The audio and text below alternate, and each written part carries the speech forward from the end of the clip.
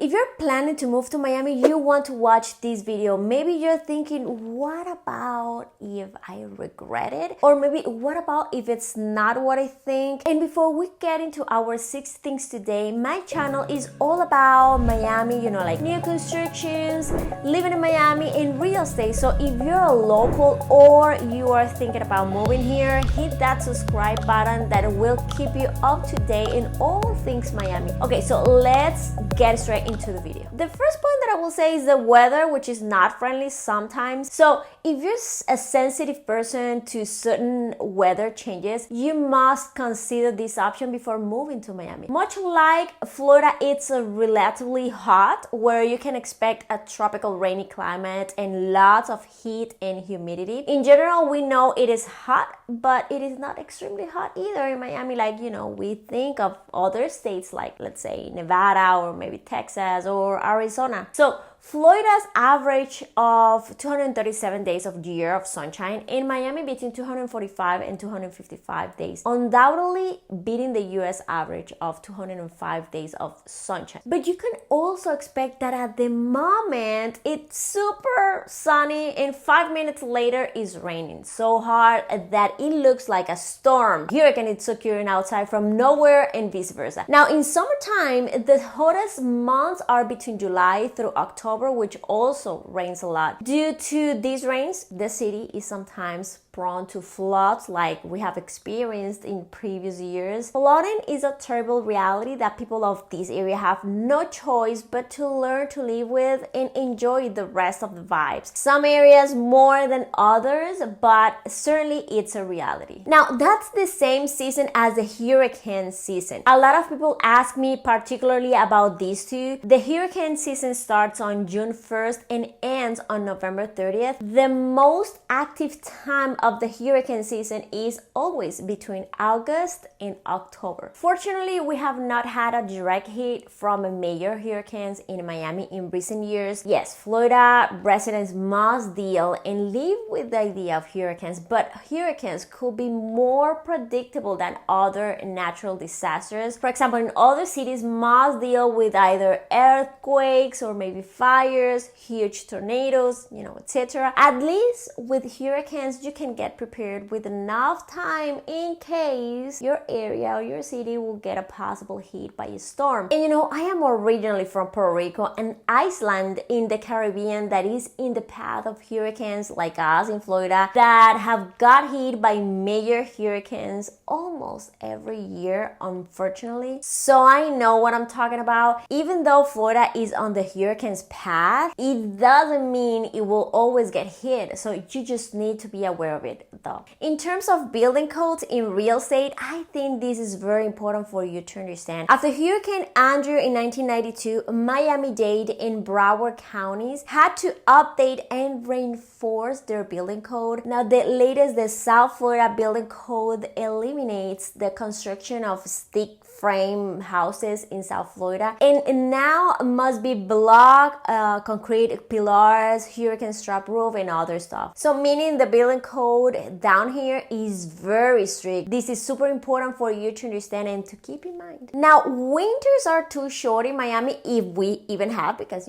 other people from other states that say that we don't have. Even though January is the coldest month for us, the average high temperature is 73 degrees and the average low temperature is 65 degrees. We have also seen one day or maybe twice a year that could get into the 50s. That is excessive cold for us. Okay, so moving on. Thousands of people move to Florida every month, and most of whom come here just because of the lowest state income taxes. The taxes in the state of Florida are consistently ranked among the lowest in the country, as the state doesn't impose an income tax on its residents. And the overall sales tax is just 7%, which is relatively low compared to, of course, California, where it is somewhere above 8%. On average, homeowners are responsible for paying a, let's say, 1.02% tax on the value of their property. So if a home was purchased at sales price of $510,000, the annual property tax bill for such residents will be around $5,200. Now, the next point is the incomes, which are kind of low for some, and the living cost could be a little high for others. In Miami, there's a common perception that you can earn more for the same job in other states compared to Miami. Living in this state will surely give you a different vibe, but that doesn't mean you will earn the same as other states, and more so in Miami. However, there's so much to do in the city. According to ZipRecruiter, the average salary in Miami is over $53,000, lower than the national average of $70,000. Now, if we go into details, around 25% of all workers have a salary that falls between $53,000 and $64,000, and 22% make between $64,000 and $75,000 annually. Recently, I actually did a video talking about an article with the top 10 metro list provided by a recent article from Redfin, showing and comparing the income growth between 2019 and 2021 by percentage, which was very interesting. According to this article, Miami had a 16.9% increase in the salary. When we talk about the living cost, it's relatively above average. According to payscal.com, Miami has a 21% higher cost of living compared to the national average.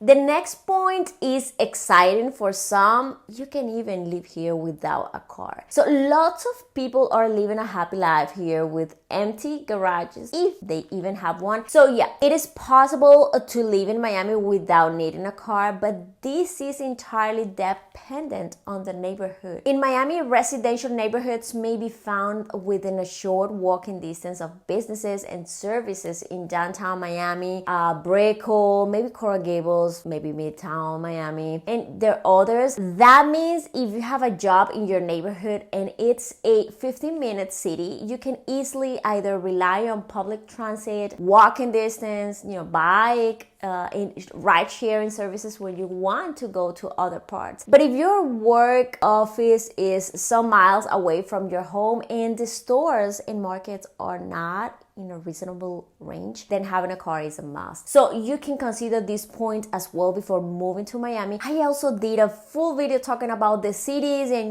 neighborhoods that are walkable in Miami only, so you can watch it right here. Now, when it comes to buying a car, the cost of car ownership in a city like Miami may be relatively high. Even if gasoline prices are lower than the national average, which they are, auto insurance costs are relatively high. Keep that in mind. Okay, so the next point is traffic. We have to talk about traffic, of course. Although Miami is not nearly as notorious as Los Angeles or New York is for its traffic, there is still a significant amount of congestion in the city. And maybe this is because the city doesn't have a really extensive public transit infrastructure, which compels, the majority of the city's inhabitants to rely on their cars daily. According to some surveys, you will have to spend 40 minutes minimum daily sitting in traffic each way. The city has been working on improving this for years, to be honest, and for a while now. They're expanding the lanes on the freeways to try to help to alleviate this, right, with the traffic. So I guess we need to keep waiting to see the additional lanes and also the express lines as well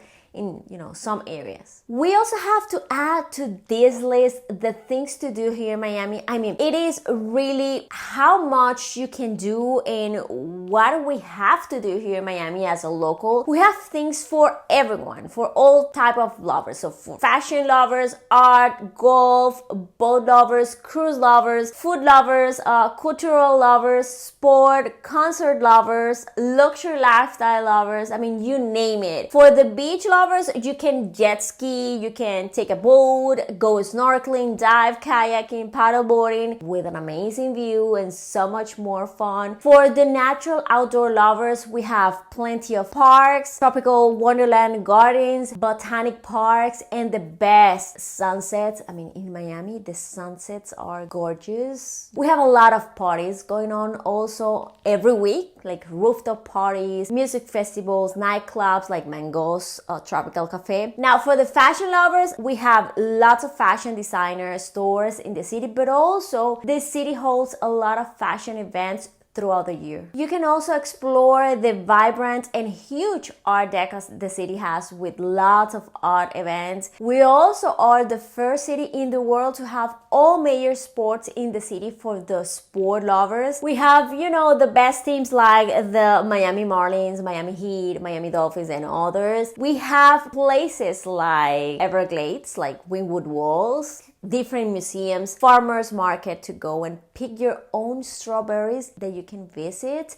Again, you name it. Yes, the city is vibrant and rich in history, art, music, nightlife, food options, and of course, the beach. That if you're a locals doesn't go to Miami Beach. Miami Beach is too crowded. It is full of tourists. We absolutely have other options. Well, there's not such a thing as an absolute perfect place, but certainly there's a lot to explore and enjoy with our Miami lifestyle. And if you're thinking about buying or selling house anywhere in South Florida, my team and I would love to be your real estate resource of preference, regardless of your timing. If that is moving today or maybe 2 years from now, we can get you started now. We're here to help. Remember to be nice and be kind. See you next time.